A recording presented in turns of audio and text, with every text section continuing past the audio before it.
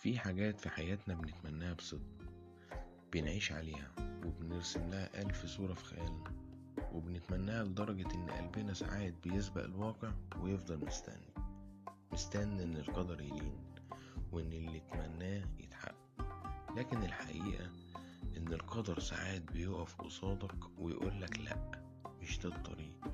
ساعتها بتدخل في ليالي ملهاش آخر، ليالي الاحتياج، الليالي اللي بتتسند فيها على حلم مش هيجي، وشخص مش راجع، وحكاية اتكتبت من غيرك.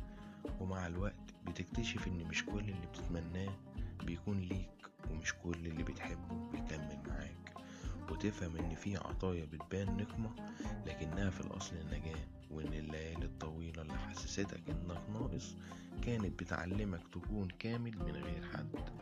فلو ربنا خبى عنك حاجة كنت شايفها حلم حياتك ما تزعلش، يمكن كان بيحميك، ويمكن الليالي اللي افتكرتها خسارة هي اللي بتكون أقوى